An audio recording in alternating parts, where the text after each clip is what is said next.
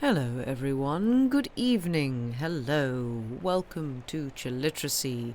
Happy Wednesday, how are we all doing? I apologise in advance if you can hear helicopter noises in the background. I think there are, and there have been for the last couple of days, I think there's like some kind of training exercise or something going on around, and there are just two helicopters just wandering around the sky, but just they're a little loud. So yes, hello everybody. I'm back with Barchester Towers. Hooray! It's been a little while, for which I do apologise, but stuff gets in the way, like life and things. I don't know how long this stream will be, simply because I've got a bit of a tickle in my throat, and I'm also needing to sing tomorrow. So yeah, we'll see how we go. But hello. Who have we got? We've got everybody in. Thank you very much, Smallcog, for the resubscription. Thank you very much indeed. And Lady Mephistopheles also a button. Yes. Yeah. If you're tired, absolutely do what you need to do. Join the VOD squad if you wish. Oh, excuse me. Yawn your way through a stream. That's always a good one as well. Also, hello, Arian. And Andy Pants, greetings. Bad throat, you better get better immediately. Yeah, my throat's okay, it's just kind of just just phlegm, really. It's, yeah, I don't think I've, touch wood, I don't think I've got any kind of sore throat, it's just kind of there. Helicopters are wild animals, I wish people stop feeding them, makes them associate people with fuel and then they'll never leave, I know. I mean, it's not too bad around here. We're on a flight path for a local-ish airbase, but there's nothing really that comes from there often. But I think this is probably from there. But yes. I hope the new house related interior decorating stuff, Lady Mephistopheles, is going all right. I have not had to buy kitchen cabinets, but I can imagine they are expensive. As pretty much all of your house will be IKEA. I mean, it's good stuff, IKEA. Sam and I were building two items of IKEA furniture last week, which worked out rather well. I was trying to build a Billy bookcase in the quickest amount of time I could, and I didn't actually time myself, but it was pretty quick. But yeah, I hope. Cabinets coming on Tuesday, exciting. Andy Pants, you need a new bookcase. That is very on brand for you. I am not surprised. Your books have outgrown their space. That's a good way of putting it. I like that. Yes, I do like a bit of IKEA. It's good stuff. Also because of the trolleys, as Sam, I say discovered, probably knew in his heart that I would find one of the flatbed trolleys and try to ride it, because that's fun. Hi, Parola! Ooh, you went out to look for Northern Lights. Oh, no luck. Boo. But I hope you can see them at some point. But thank you very much for the resub. I hope you are well. And yeah, welcome in. Oh dear. Oh, the yawning has begun.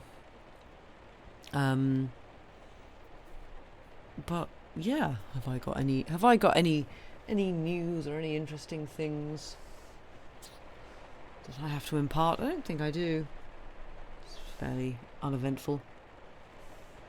It's been nice weather. Been nice and spring-like, which has been fun. Although today it did rain. Sam and I have been playing is it the Blueprints? No, I think it's just Blueprints, which is a fantastic game, and I was very proud of myself last night for not only talking Sam through a puzzle, and we nailed it first time, because turns out it's really difficult when there's a puzzle, like certain puzzles I feel like you can, especially if they're like color-based puzzles or like sequence-based puzzles or something like that, you get the information in your head, and then you're like, oh, I know how to do this, and then you just sort of do it, but you don't think about how you're doing it. So trying to explain that to somebody else is suddenly like, oh, I've actually got to go backwards and think about how I'm thinking about this puzzle, and then I have to tell somebody else. Shut up, helicopter. Why are you flying so low? Go away. So yeah, I was quite proud of the fact that we managed to nail that, and then I also had an idea for a puzzle solution, which ended up being correct. So yeah, we had a good run last night on Blueprints. It's a fantastic game. Anyone who likes puzzle games, especially puzzly games that that sort of, they don't hold your hand, but also they're the kind of game that is kind of the game that you sort of like go, oh, there's loads more to this. Then yeah, Blueprints is for you. It's very, very good.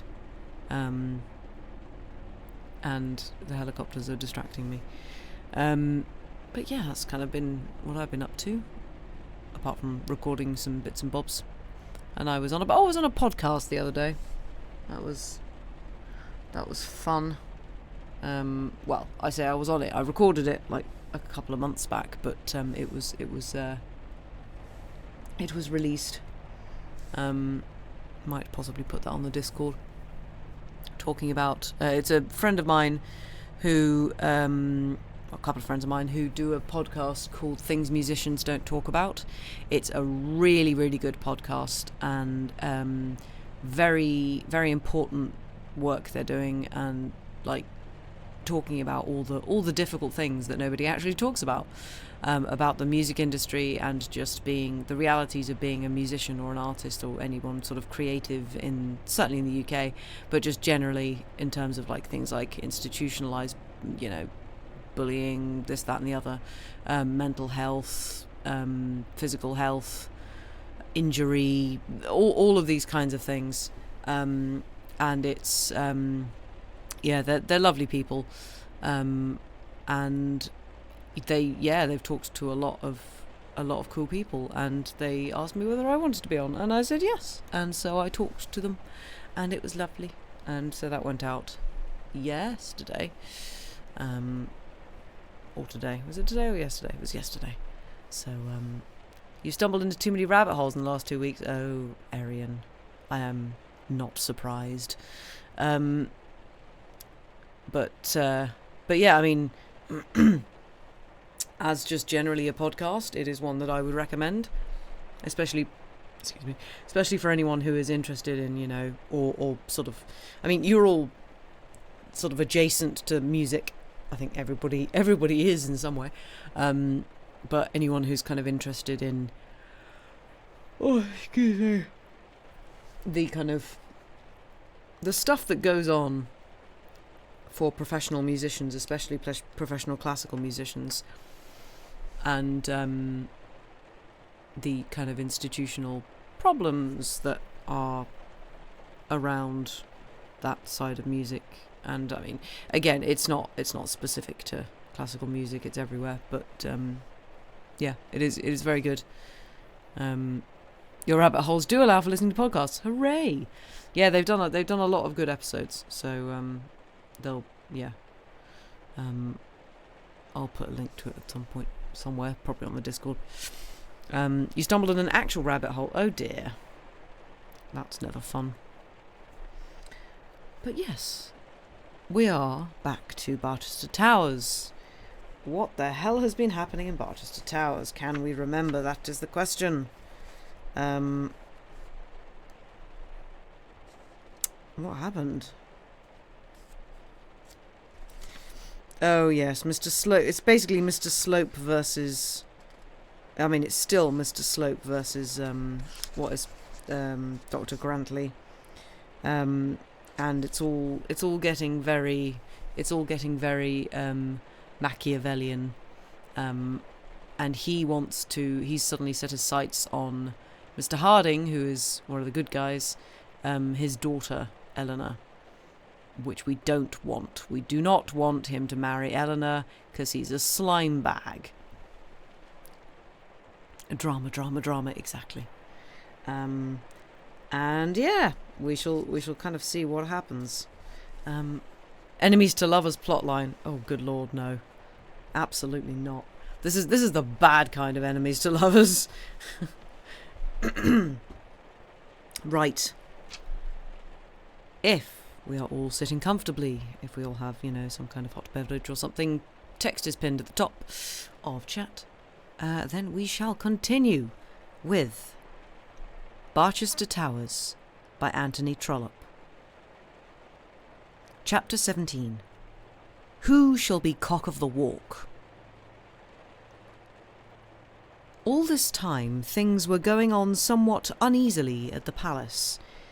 The hint or two which Mr. Slope had given was by no means thrown away upon the bishop.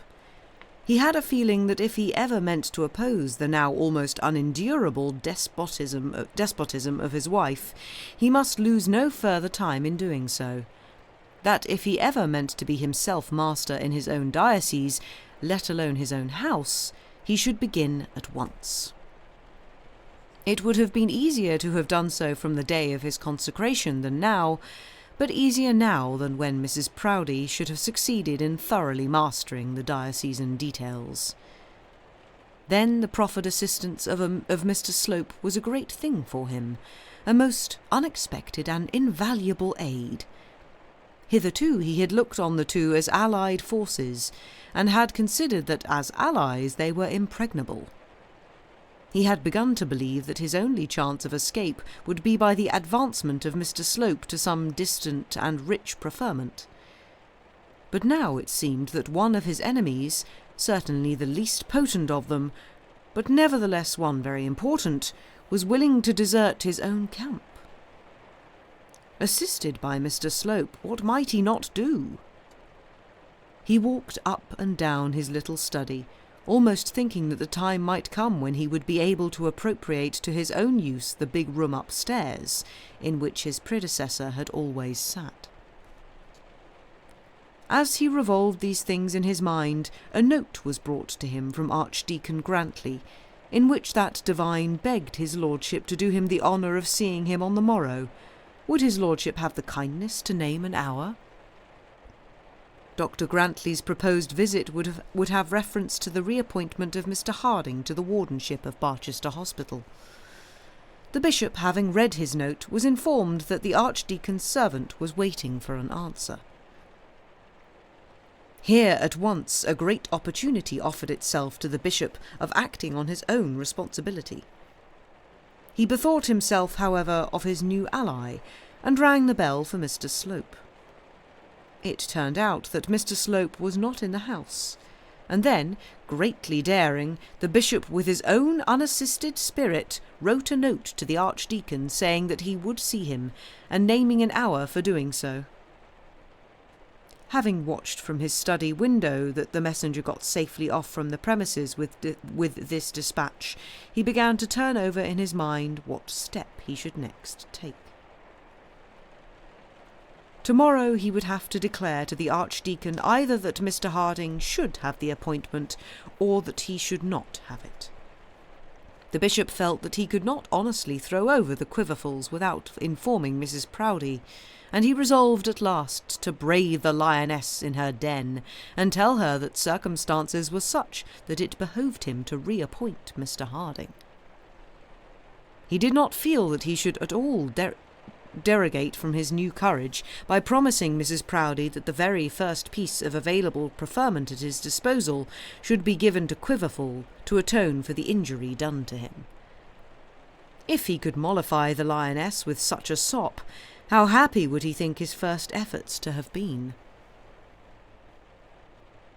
Not without many misgivings did he find himself in Mrs. Proudie's boudoir. He had at first thought of sending for her, but it was not at all impossible that she might choose to take such a message amiss, and then also it might be some protection to him to have his daughters present at the interview. He found her sitting with her account books before her, nibbling the end of her pencil, evidently mersed in pecuniary difficulties, and harassed in mind by the multiplicity of palatial expenses and the heavy cost of episcopal grandeur. Her daughters were around her. Olivia was reading a novel, Augusta was crossing a note to her bosom friend in Baker Street, and Netta was working diminutive coach wheels for the bottom of a petticoat. If the bishop could get the better of his wife in her present mood, he would be a man indeed. He might then consider the victory his own for ever. After all, in such cases the matter between husband and wife stands much the same as it does between two boys at the same school, two cocks in the same yard, or two armies on the same continent. The conqueror once is generally the conqueror forever after. The prestige of victory is everything. "My dear," began the bishop, "if you are disengaged, I wished to speak to you." Mrs. Proudie put her pencil down carefully at the point to which she had dotted her figures, marked down in her memory the sum she arrived at, and then looked up, sourly enough, into her helpmate's face. "If you are busy, another time will do as well," continued the bishop, whose courage, like Bob Acres, had oozed out now that he found himself on the ground of battle. "What is it about, Bishop?" asked the lady. "Well, it was about those Quiverfuls. But I see you are engaged. Another time will do just as well for me." "What about the Quiverfuls? It is quite understood, I believe, that they are to come to the hospital. There is to be no doubt about that, is there?" And as she spoke, she kept her pencil sternly and vigorously fixed on the column of figures before her. "Why, my dear, there is a difficulty," said the bishop. "A difficulty?" said Mrs. Proudie. "What difficulty? The place has been promised to Mr. Quiverful, and of course he must have it. He has made all his arrangements. He has written for a curate for Puddingdale. He has spoken to the auctioneer about selling his farm, horses and cows, and in all respects considers the place as his own. Of course he must have it. Now, bishop, look well to thyself, and call up all the manhood that is in thee. Think how much is at stake. If thou art not true to thy guns, no slope can hereafter aid thee. How can he who deserts his own colours at the first smell of gunpowder expect faith in any ally?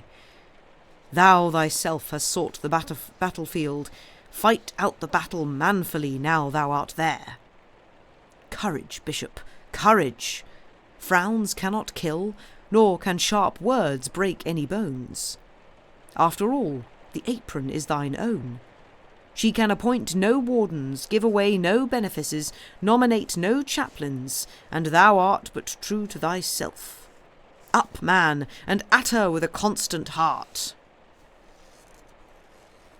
Some little monitor within the bishop's breast so addressed him. But then there was another monitor there which advised him differently, and as follows.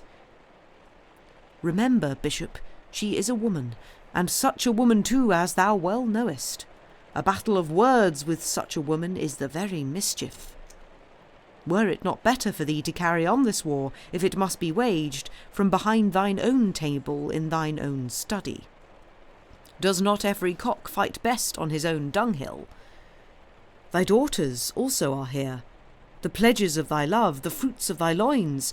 Is it well that they should see thee in the hour of thy victory over their mother?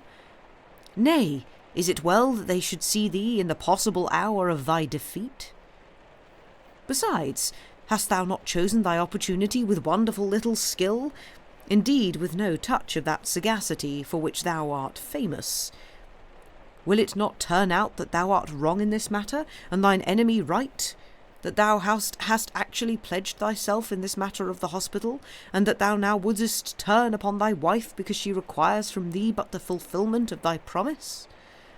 Art thou not a Christian bishop, and is not thy word to be held sacred, whatever be the result? Return, bishop, to thy sanctum on the lower floor, and postpone thy combative combative propensities for some occasion in which at least thou mayest fight the battle against odds less tremendously against thee. All this passed within the bishop's bosom while Mrs. Proudie still sat with her fixed pencil and the figures of her sum still enduring on the tablets of her memory. £4, 17 shillings, 7 pence, she said to herself. Of course, Mr. Quiverful must have the hospital, she said out loud to her lord.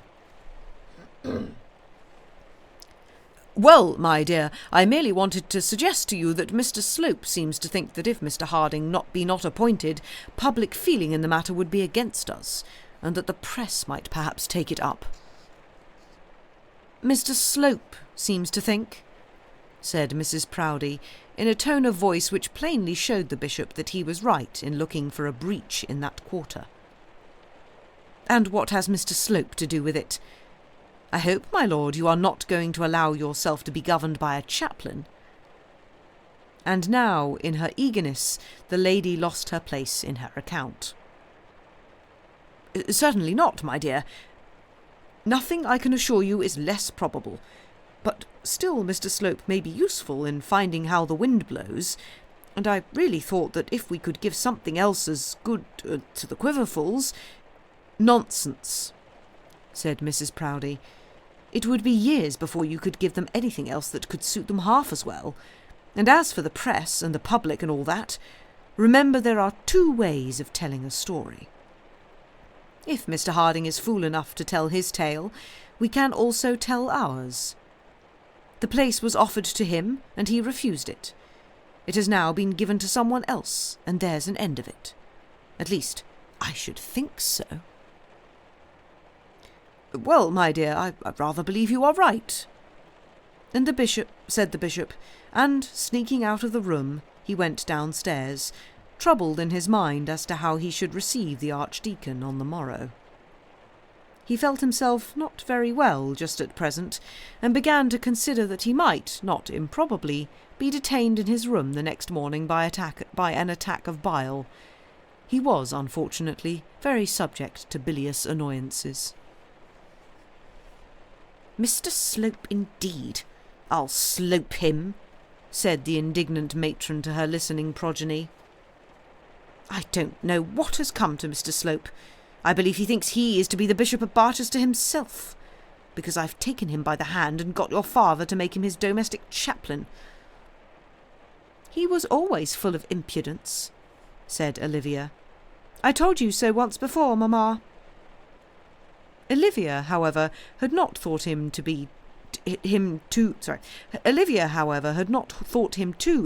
impudent when once before he had proposed to make her Mrs. Slope. Well, Olivia, I always thought you liked him, said Augusta, who at that moment had some grudge against her sister. I always disliked the man because I think him thoroughly vulgar.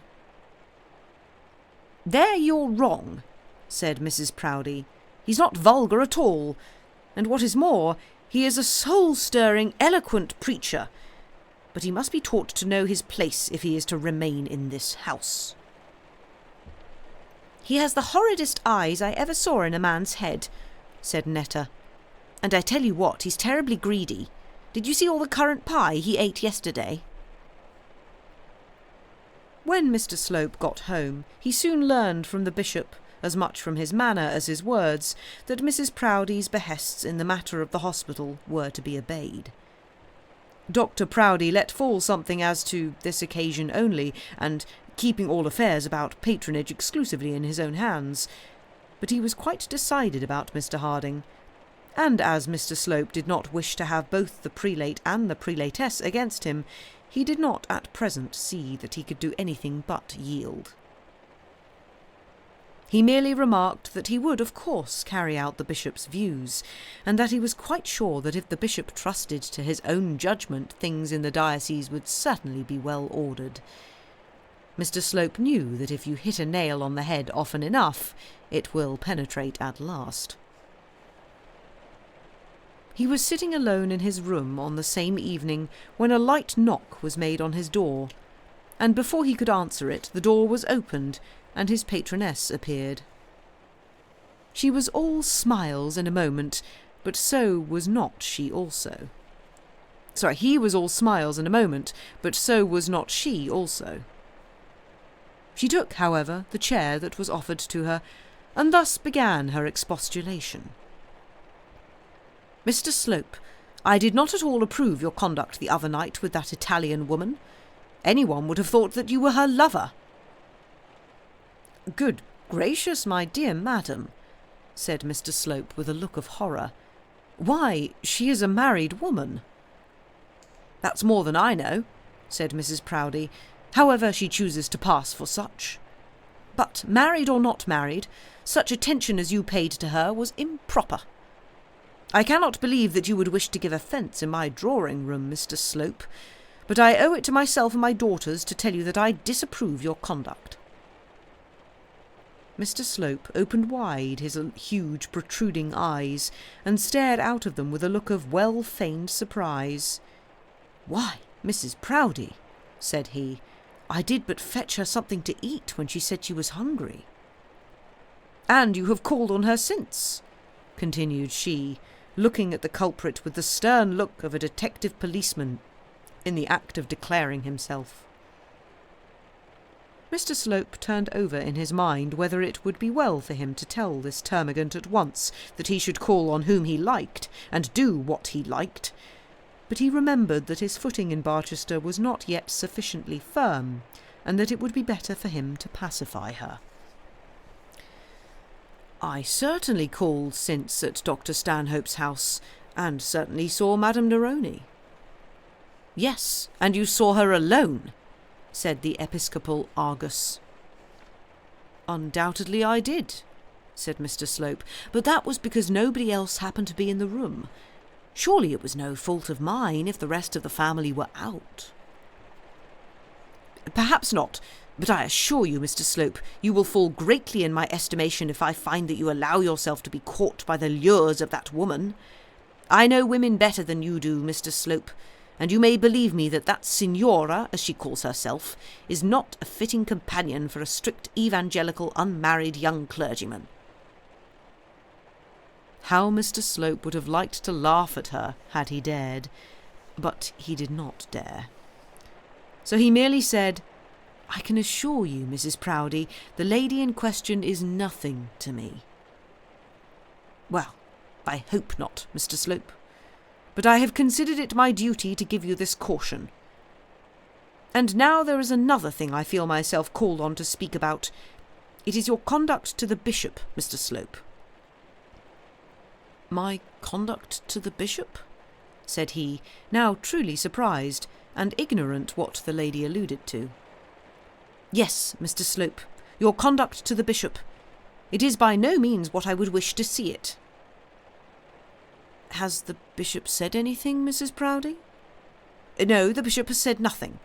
He probably thinks that any remarks on the matter will come better from me, who first introduced you to his lordship's notice. The fact is, Mr. Slope, you are a little inclined to take too much upon yourself." An angry spot showed itself on Mr. Slope's cheeks, and it was with difficulty that he controlled himself. But he did do so, and sat quite silent while the lady went on. "It is the fault of many young men in your position, and therefore the bishop is not inclined at present to resent it. You will, no doubt, soon learn what is required from you and what is not. If you will take my advice, however, you will be careful not to obtrude advice upon the bishop in any matter touching patronage. If his lordship wants advice, he knows where to look for it." And then, having added to her counsel a string of platitudes as to what was desirable and what not desirable in the conduct of a strictly evangelical unmarried young clergyman, Mrs. Proudie retreated, leaving the chaplain to his thoughts. The upshot of his thoughts was this, that there certainly was not room in the diocese for the energies of both himself and Mrs. Proudie, and that it behoved him quickly to ascertain whether his energies or hers were to prevail.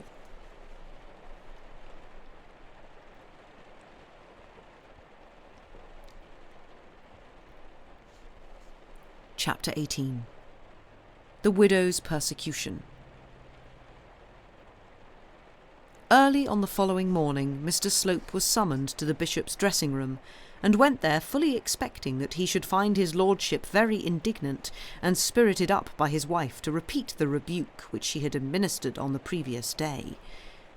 Mr. Slope had resolved that, at any rate, from him he would not stand it, and entered the dressing-room in rather a combative disposition. But he found the bishop in the most placid and gentlest of humours. His lordship complained of being rather unwell, had a slight headache, and was not quite the thing in his stomach, but there was nothing the matter with his temper. "Oh, Slope," said he, taking the chaplain's proffered hand, "Archdeacon Grantley is to call on me this morning, and I really am not fit to see him. I fear I must trouble you to see him for me." And then Dr. Proudie proceeded to explain what it was that must be said to Dr. Grantley. He was to be told, in fact, in the civilest words in which the tidings could be conveyed, that Mr. Harding, having refused the wardenship, the appointment had been offered to Mr. Quiverful and accepted by him. Mr. Slope again pointed out to his patron that he thought he was perhaps not quite wise in his decision, and this he did sotto voce. But even with this precaution it was not safe to say much, and during the little that he did say, the bishop made a very slight but still a very ominous gesture with his thumb towards the door which opened from his dressing-room to some inner sanctuary. Mr. Slope at once took the hint, and said no more, but he perceived that there was to be confidence between him and his patron, that the league desired by him was to be made, and that this appointment of Mr. Quiverful was to be the last sacrifice offered on that altar of conjugal obedience. All this Mr. Slope read in the slight motion of the bishop's thumb, and he read it correctly. There was no need of parchments and seals, of attestations, explanations, and professions. The bargain was understood between them, and Mr. Slope gave the bishop his hand upon it. The bishop understood the little extra squeeze, and an intelligible gleam of assent twinkled in his eye. "Pray be civil to the Archdeacon, Mr. Slope," said he out loud, "but make him quite understand that in this matter Mr. Harding has put it out of my power to oblige him." It would be a calumny on Mrs. Proudie to suggest that she was sitting in her bedroom with her ear at the keyhole during this interview. She had within her a spirit of decorum which prevented her from descending to such baseness. To put her ear to a keyhole or to listen at a chink was a trick for a housemaid. Mrs. Proudie knew this, and therefore she did not do it, but she stationed herself as near to the door as she well could, that she might, if possible, get the advantage which the housemaid would have had without descending to the housemaid's artifice. It was little, however, that she heard, and that little was only sufficient to deceive her. She saw nothing of that friendly pressure, perceived nothing of that concluded bargain. She did not even dream of the treacherous resolves which those two false men had made together to upset her in the pride of her station, to dash the cup from her lip before she had drank of it, to sweep away all her power before she had tasted its sweets. Traitors that they were, the husband of her bosom, and the outcast whom she had fostered and brought to the warmth of the world's brightest fireside. But neither of them had the magnanimity of this woman. Though two men have thus leagued themselves together against her, even yet the battle is not lost. Mr. Slope felt pretty sure that Dr. Grantley would decline the honour of seeing him, and such turned out to be the case. The Archdeacon, when the palace door was opened to him, was greeted by a note. Mr. Slope presented his compliments, etc., etc. The bishop was ill in his room, and very greatly regretted, etc., etc. Mr. Slope had been charged with the bishop's views, and if agreeable to the archdeacon, would do himself the honour, etc., etc. The archdeacon, however, was not agreeable, and having read his note in the hall, crumpled it up in his hand, and muttering something about sorrow for his lordship's illness, took his leave, without sending as much as a verbal message in answer to Mr. Slope's note. "Ill?" said the archdeacon to himself as he flung himself into his brougham. "The man is absolutely a coward. He is afraid to see me. Ill indeed." The archdeacon was never ill himself, and did not therefore understand that anyone else could in truth be prevented by illness from keeping an appointment. He regarded all such excuses as subterfuges, and in the present instance he was not far wrong. Dr. Grantley desired to be driven to his father-in-law's lodgings in the High Street, and hearing from the servant that Mr. Harding was at his daughter's, followed him to Mrs. Bowld's house, and there found him. The archdeacon was fuming with rage when he got into the drawing-room, and had by this time nearly forgotten the pusillanimity of the bishop in the villainy of the chaplain. "Look at that," said he, throwing Mr. Slope's crumpled note to Mr. Harding. "I am to be told that if I choose I may have the honour of seeing Mr. Slope, and that too after a positive engagement with the bishop." "But he says the bishop is ill," said Mr. Harding. "Pshaw! You don't mean to say that you are deceived by such an excuse as that? He was well enough yesterday. Now, I tell you what, I will see the bishop, and I will tell him also very plainly what I think of his conduct. I will see him, or else Barchester will soon be too hot to hold him." Eleanor was sitting in the room, but Dr. Grantley had hardly noticed her in his anger. Eleanor now said to him with the greatest innocence, "I wish you had seen Mr. Slope, Dr. Grantley, because I think perhaps it might have done good." The archdeacon turned on her with almost brutal wrath.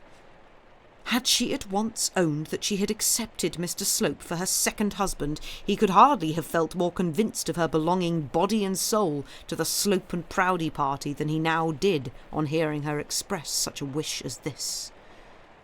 Poor Eleanor. "See him?"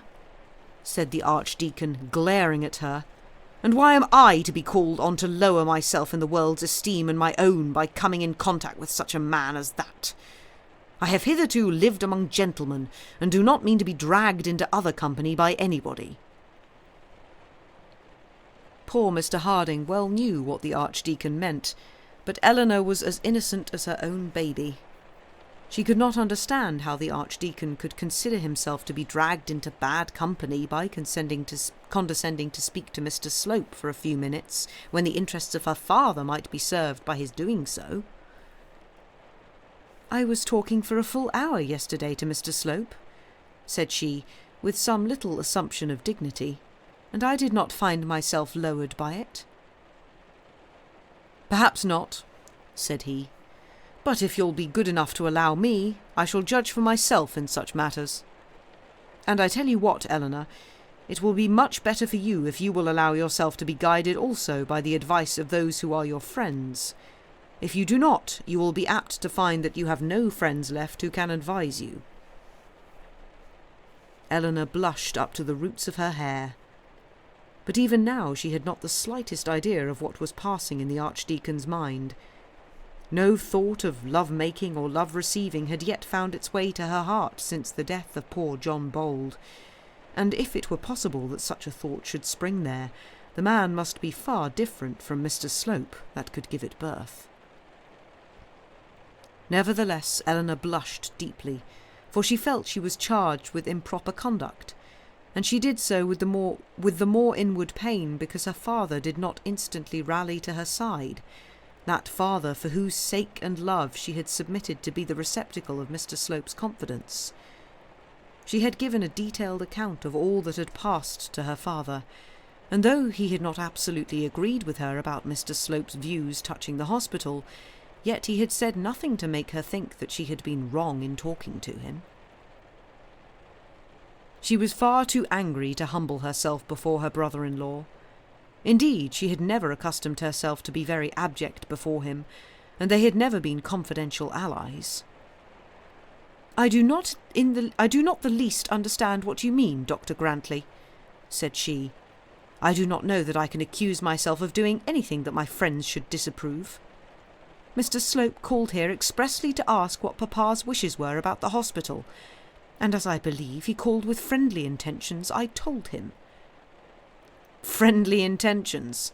sneered the Archdeacon. "I believe you greatly wrong, Mr. Slope," continued Eleanor, "but I have explained this to Papa already, and as you do not seem to approve of what I say, Dr. Grantley, I will, with your permission, leave you and Papa together." And so saying, she walked slowly out of the room. All this made Mr. Harding very unhappy. It was quite clear that the Archdeacon and his wife had made up their minds that Eleanor was going to marry Mr. Slope. Mr. Harding could not readily bring himself to think that she would do so, but yet he could not deny that circumstances made it appear that the man's company was not disagreeable to her. She was now constantly seeing him, and yet she received visits from no other unmarried gentleman. She always took his part when his conduct was canvassed, although she was aware of how personally objectionable he was to her friends. Then, again, Mr. Harding felt that if she should choose to become Mrs. Slope, he had nothing that he could justly urge against her doing so. She had full right to please herself, and he, as a father, could not say that she would disgrace herself by marrying a clergyman who stood so well before the world as Mr. Slope did. As for quarrelling with his daughter on account of such a marriage, and separating himself from her as the Archdeacon had threatened to do, that, with Mr. Harding, would be out of the question. If she should determine to marry this man, he must get over his aversion as best he could. His Eleanor, his own old companion in their old happy home, must still be the friend of his bosom, the child of his heart. Let who would cast her off, he would not. If it were fated that he should have to sit in his old age at the same table with that man whom of all men he disliked the most, he would meet his fate as best he might. Anything to him would be preferable to the loss of his daughter. Such being his feelings, he hardly knew how to take part with Eleanor against the Archdeacon, or with the Archdeacon against Eleanor. It will be said that he should never have suspected her. Alas, he never should have done so. But Mr. Harding was by no means a perfect character. In his indecision, his weakness, his proneness to be led by others, his want of self-confidence, he was very far from being perfect. And then it must be remembered that such a marriage as that which the Archdeacon contemplated with disgust, with which we who know Mr. Slope so well would regard with equal disgust, did not appear so monstrous to Mr. Harding, because in his charity he did not hate the chaplain as the Archdeacon did, and as we do. He was, however, very unhappy when his daughter left the room, and he had recourse to an old trick of his that was customary to him in his times of sadness. He began playing some slow tune upon an imaginary violoncello, drawing one hand slowly backwards and forwards as though he held a bow in it, and modulating the unreal chords with the other. "She'll marry that man as sure as 2 and 2 make 4, said the practical Archdeacon. "I hope not, said the father. "But if she does, what can I say to her? I have no right to object to him."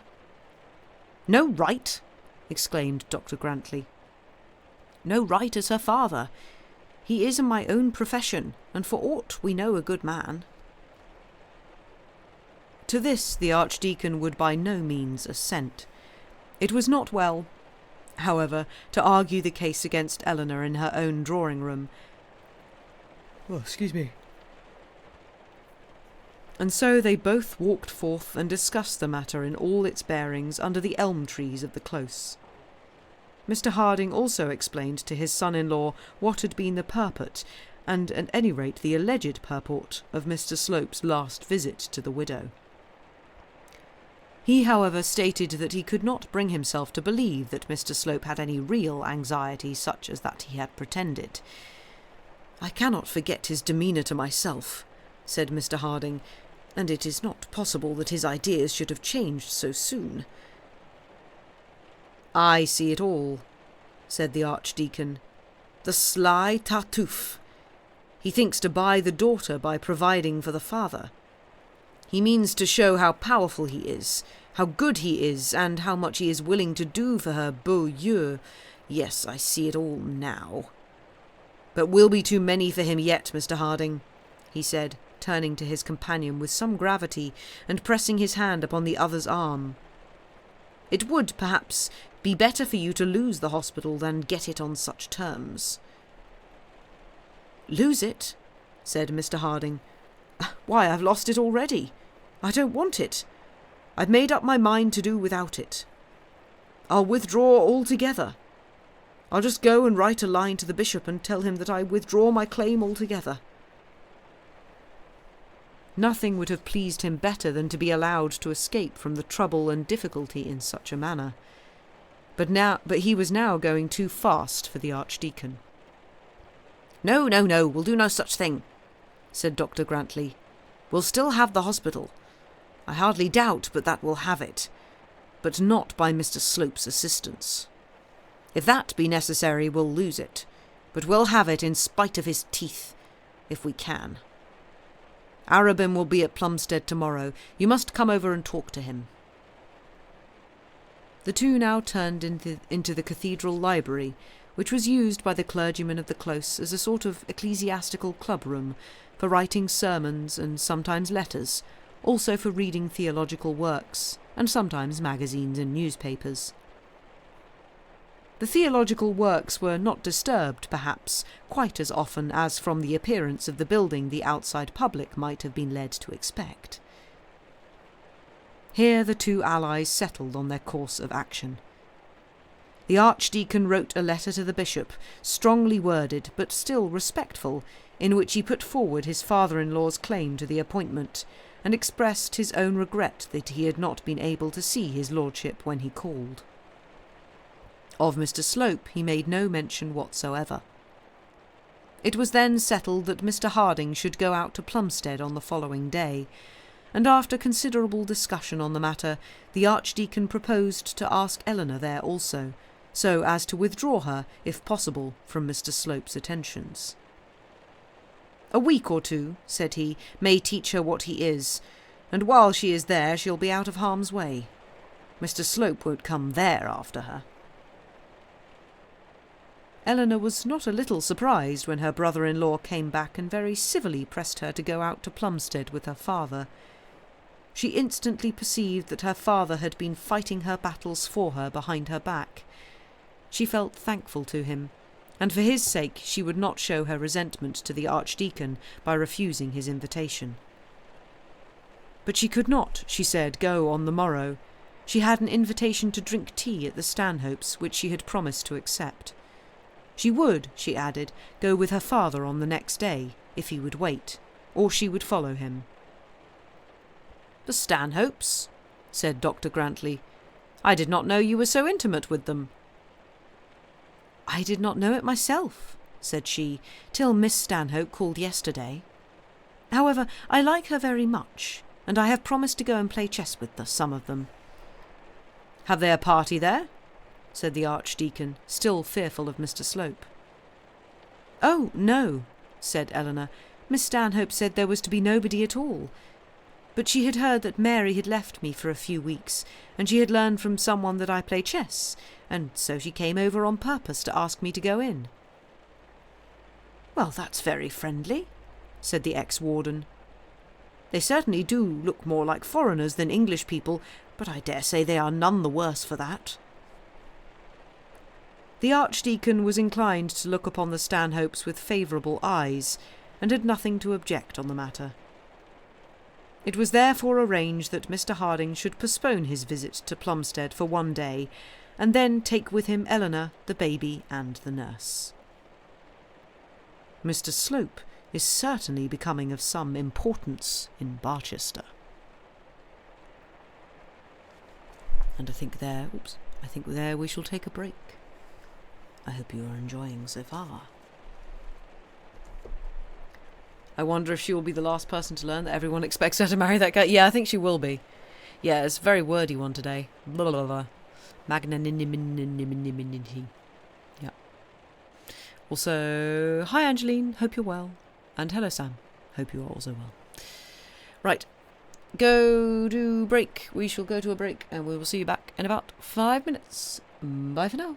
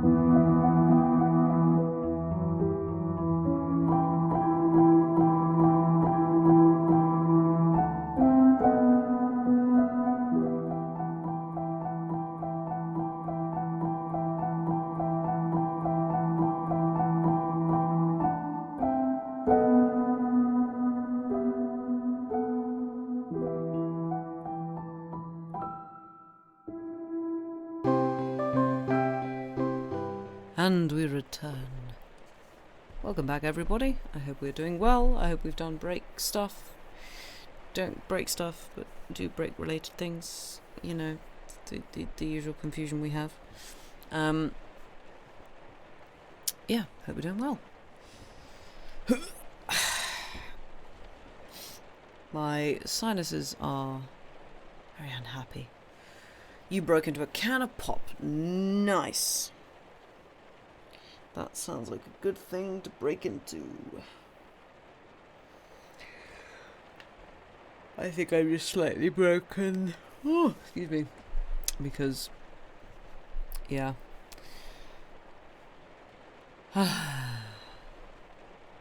Tired. Right, let's continue. How many more chapters do we have today? Oh no, that's the wrong bit.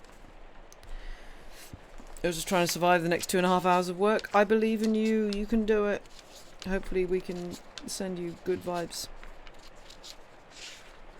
I hope. Yeah, we're going to do a couple more chapters, I think, and then I shall call it a day, because I'm feeling a bit like this, voice-wise. But yes. If we are all sitting comfortably, we shall continue. Once I've put the bookmark in the right place, give me 1 moment. There we go. Right. Hang on, let me work out Roman numerals. Ah, there we go, yes. Chapter 19. Barchester by Moonlight. There was much cause for grief and occasional perturbation of spirits in the Stanhope family, but yet they rarely seemed to be grieved or to be disturbed. It was the peculiar gift of each of them that each was able to hear his or her own burden without complaint, and perhaps without sympathy.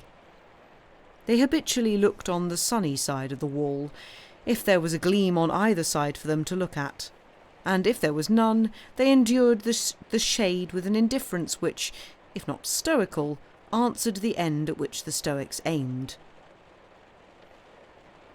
Old Stanhope could not but feel that he had ill performed his duties as a father and a clergyman, and could hardly look forward to his own death without grief at the position in which he would leave his family. His income for many years had been as high as 3,000 a year, and yet they had among them no other provision than their mother's fortune of £10,000.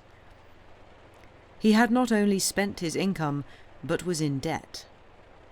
Yet, with all this, he seldom showed much outward sign of trouble. It was the same with the mother. If she added little to the pleasures of her children, she detracted still less. She neither grumbled at her lot, nor spoke much of her past or future sufferings. As long as she had a maid to adjust her dress, and had those dresses well made, nature with her was satisfied. It was the same with the children. Charlotte never rebuked her father with the prospect of their future poverty, nor did it seem to grieve her that she was becoming an old maid so quickly. Her temper was rarely ruffled, and if we might judge by her appearance, she was always happy. The Signora was not so sweet-tempered, but she possessed much enduring courage. She seldom complained, never indeed to her family. Though she had a cause for affliction which would have utterly broken down the heart of most women as beautiful as she, and as devoid of all religious support, yet she bore her suffering in silence, or alluded to it only to elicit the sympathy and stimulate the admiration of the men with whom she flirted. As to Bertie, one would have imagined from the sound of his voice and the gleam of his eye that he had not a sorrow nor a care in the world. Nor had he. He was incapable of anticipating tomorrow's griefs. The prospect of future want no more disturbed his appetite than does that of the butcher's knife disturb the appetite of the sheep. Such was the usual tenor of their way, but there were rare exceptions. Apologies for the helicopter noises again, they're back. Occasionally the father would allow an angry glance to fall from his eye, and the lion would send forth a low, dangerous roar, as though he meditated some deed of blood. Occasionally also Madame Neroni would become bitter against mankind, more than usually antagonistic to the world's decencies, and would seem as though she was about to break from her moorings and allow herself to be carried forth by the tide of her feelings to utter ruin and shipwreck. She, however, like the rest of them, had no real feelings, could feel no true passion. In that was her security. Before she resolved on any contemplated escapade, she would make up a small calculation, and generally summed up that the Stanhope Villa, or even Barchester Close, was better than the world at large. They were most irregular in their hours. The father was generally the earliest in the breakfast parlour, and Charlotte would soon follow and give him his coffee, but the others breakfasted anywhere, anyhow, and at any time. On the morning after the Archdeacon's futile visit to the palace, Dr. Stanhope came downstairs with an ominously dark look about his eyebrows. His white locks were rougher than usual, and he breathed thickly and loudly as he took his seat in the armchair. He had open letters in his hand, and when Charlotte came into the room, he was still reading them.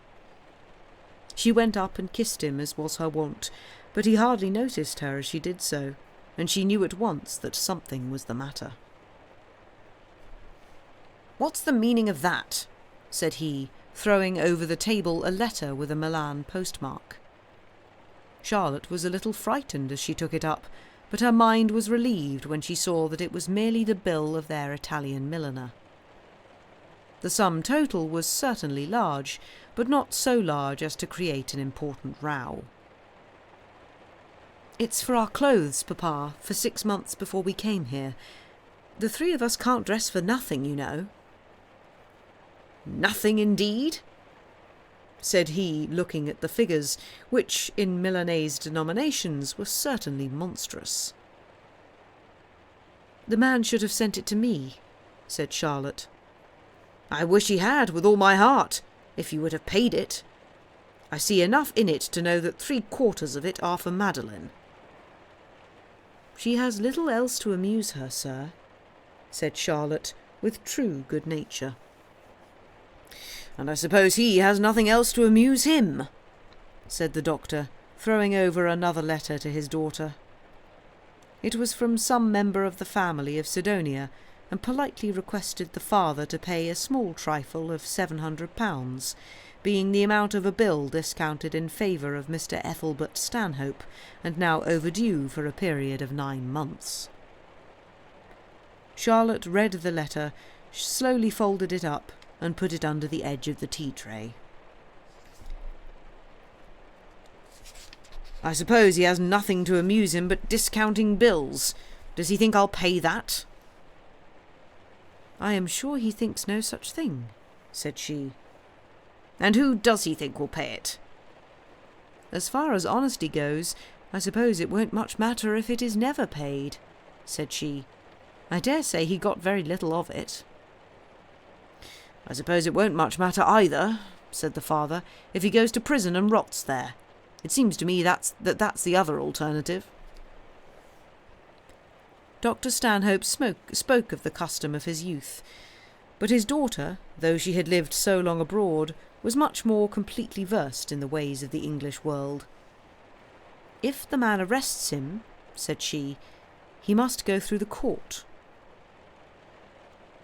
"It is thus, thou great family of Sidonia, it is thus that we Gentiles treat thee, when in our extremest need thou and thine have aided us with mountains of gold as big as lions, and occasionally with wine warrants and orders for dozens of dressing cases."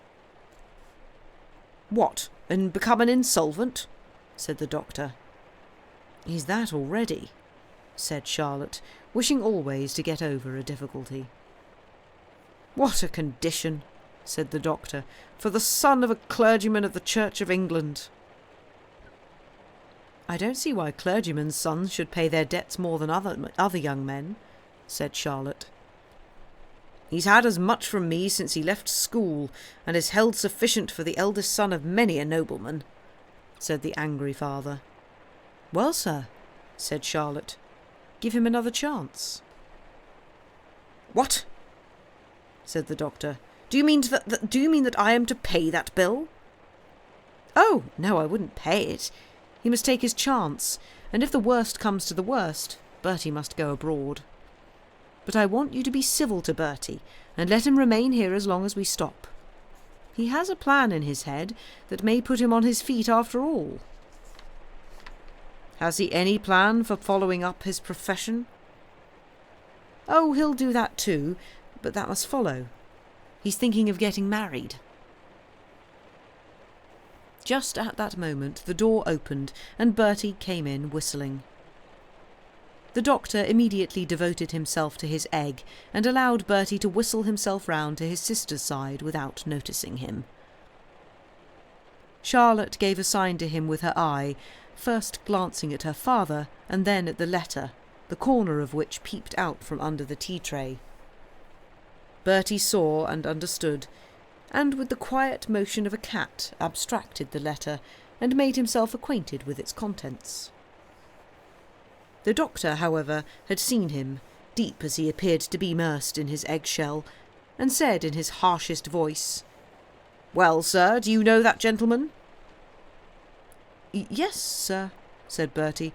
"I have a sort of acquaintance with him, but none that can justify him in troubling you. If you will allow me, sir, I will answer this."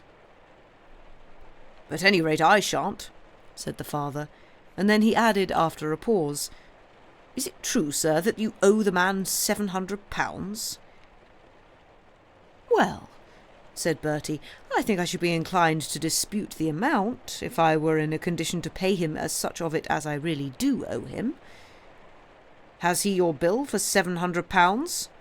said the father, speaking very loudly and very angrily. "Well, I believe he has," said Bertie, "but all the money I ever got from him was 150. "And what has become of the 550? "Why, sir, the commission was £100 or so, and I took the remainder in paving stones and rocking horses." "Paving stones and rocking horses?" said the doctor. "Where are they?" "Oh, sir, I suppose they are in London somewhere, but I'll inquire if you wish for them." "He's an idiot," said the doctor, "and it's sheer folly to waste more money on him. Nothing can save him from ruin." And so saying, the unhappy father walked out of the room. "Would the governor like to have the paving stones?"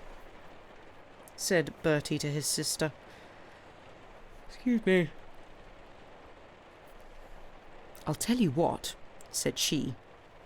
"If you don't take care, you will find yourself loose upon the world without even a house over your head.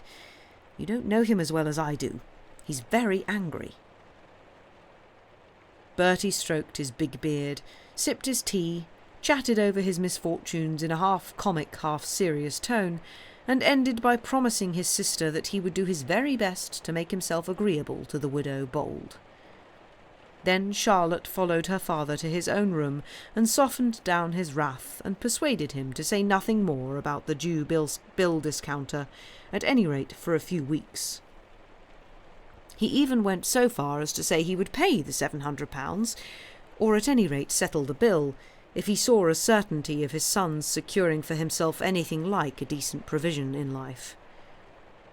Nothing was said openly between them about poor Eleanor, but the father and the daughter understood each other. They all met together in the drawing-room at 9 o'clock, in perfect good humour with each other, and about that hour Mrs. Bold was announced. She had never been in the house before, though she had of course called, and now she felt it strange to find herself there in her usual evening dress, entering the drawing-room of these strangers in this friendly, unceremonious way, as though she had known them all her life.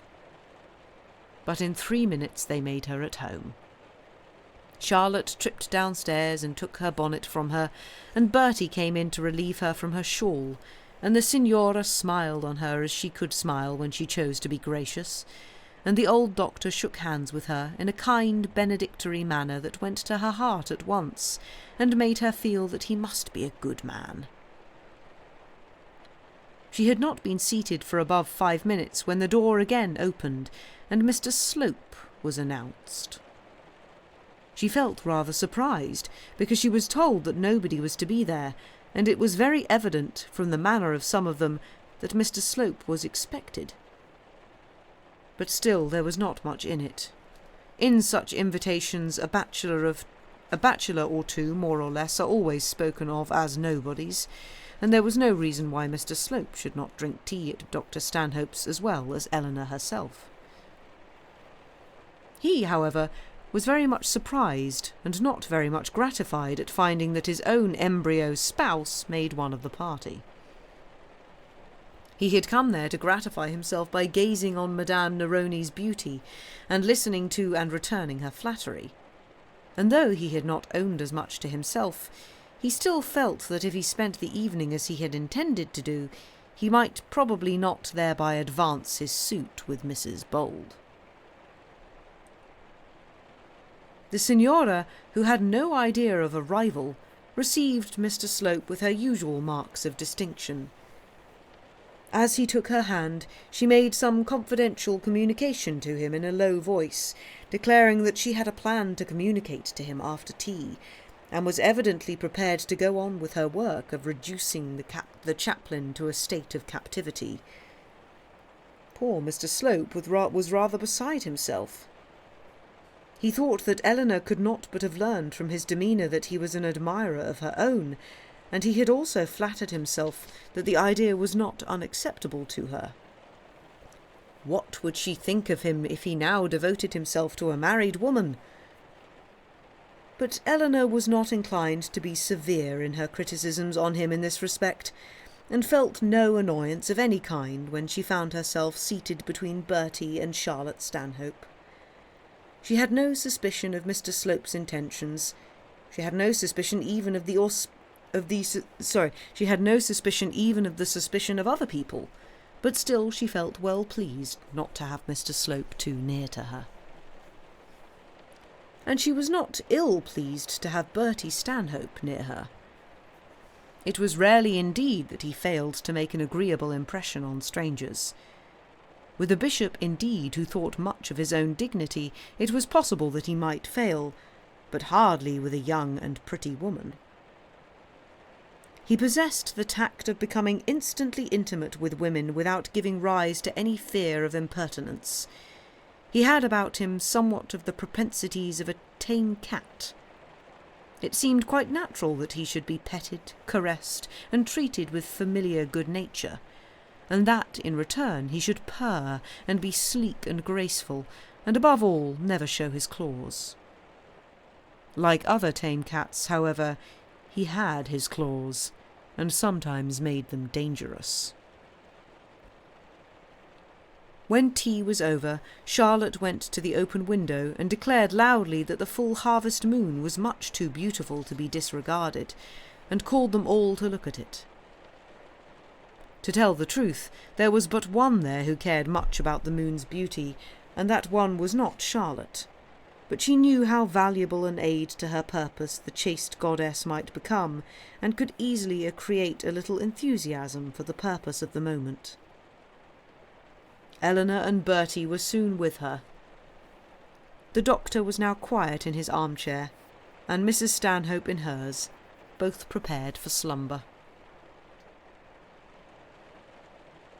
"Are you a Webberlite or a Brewsterite or a Tuthermanite, Mrs. Bold?" said Charlotte, who knew a little about everything, and had read about a third of each of the books to which she alluded.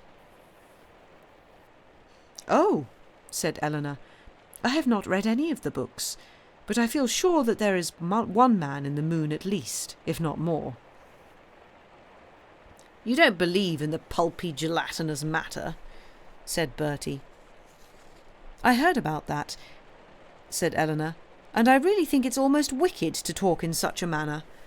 How can we argue about God's power in the other stars from the laws which he has given for our rule in this one?" "How indeed?" said Bertie. "Why shouldn't there be a race of salamanders in Venus? And even if there be nothing but fish in Jupiter, why shouldn't there be fish? Why shouldn't the fish there be as wide awake as the men and women here?" "That would be saying very little for them," said Charlotte. "I am for Dr. Wherwell myself, but I do not think that men and women are worth being repeated in such countless worlds. There may be souls in other stars, but I doubt their having any bodies attached to them.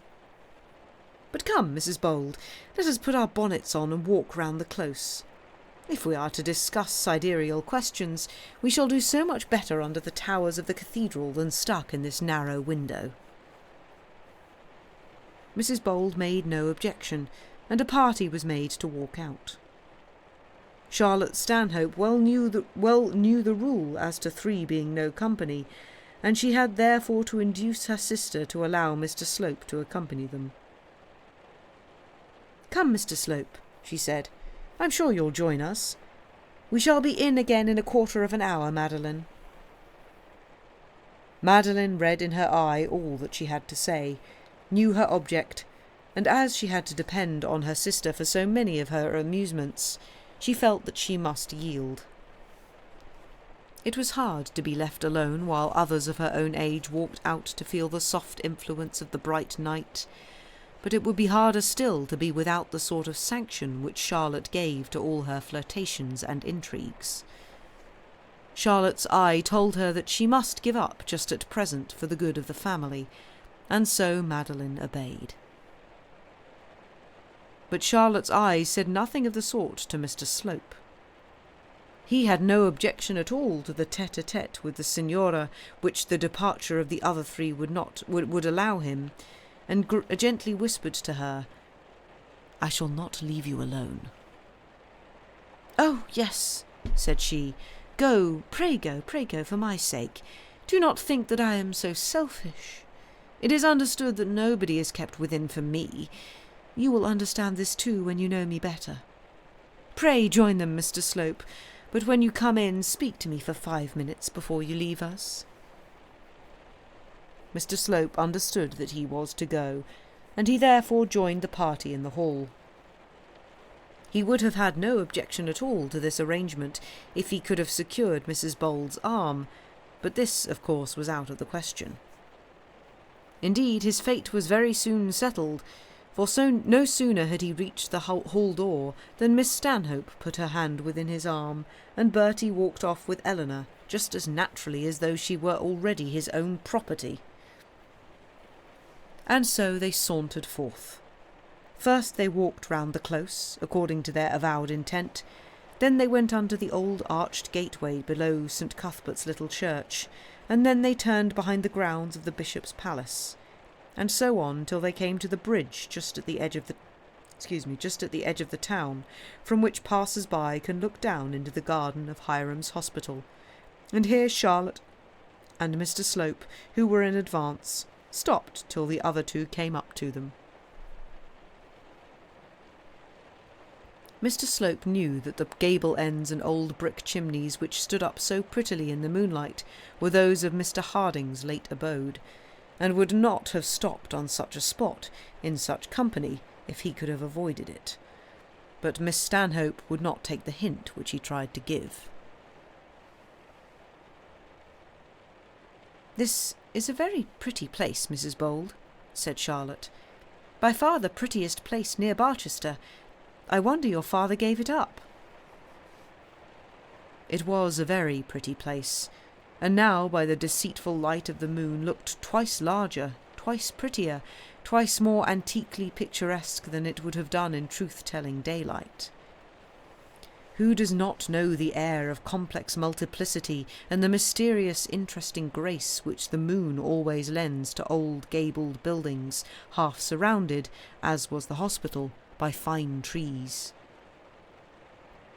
As seen from the bridge on the night of which we are speaking, Mr. Harding's late abode did look very lovely, and though Eleanor did not grieve her father's having left it, She felt at the moment an intense wish that he might be allowed to return. "He is going to return to it almost immediately, is he not?" asked Bertie.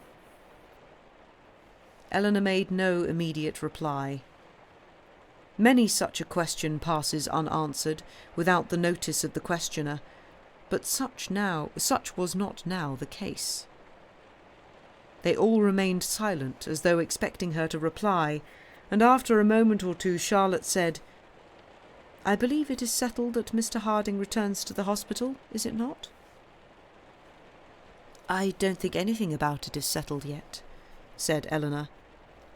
"But it must be a matter of course," said Bertie. "That is, if your father wishes it. Who else on earth could hold it after what has occurred?" Eleanor quietly made her companion understand that the matter was one which she could not discuss in the present company, and then they passed on. Charlotte said she would go a short way up the hill out of the town so as to look back upon the towers of the cathedral, and as Eleanor leant upon Bertie's arm for assistance in the walk, she told him how the matter stood between her father and the bishop. "And he?" said Bertie, pointing on to Mr. Slope.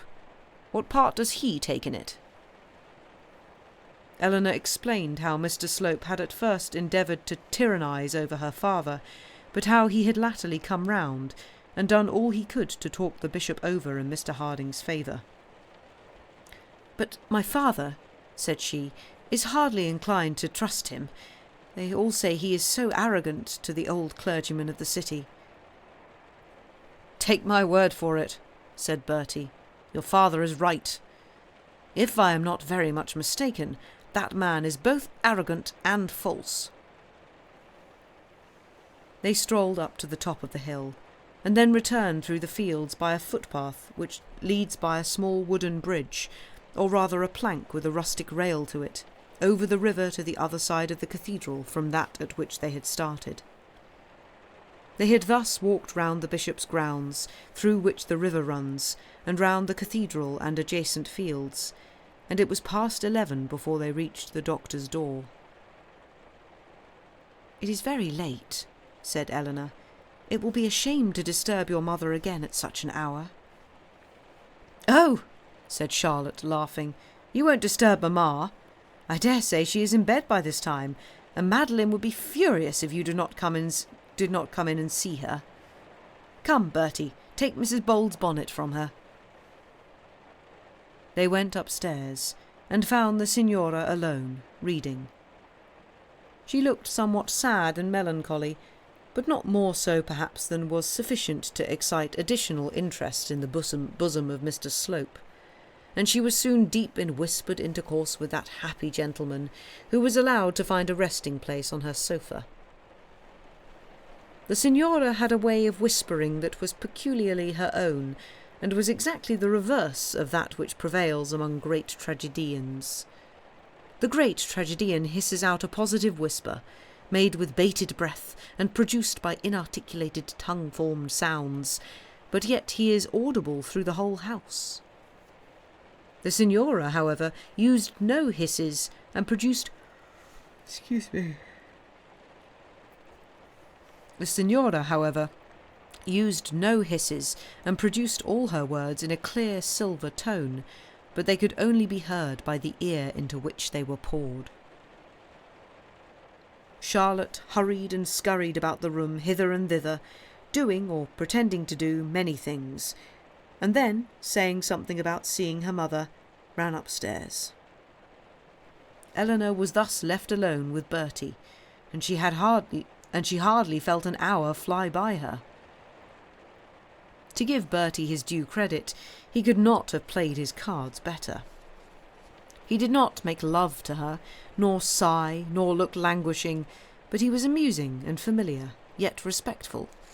And when he left Eleanor at her own door at 1 o'clock, which he did, by the by, with the assistance of the now jealous Slope, she thought she thought that he was one of the most agreeable men, and that the Stanhopes decidedly the most agreeable family that she had ever met.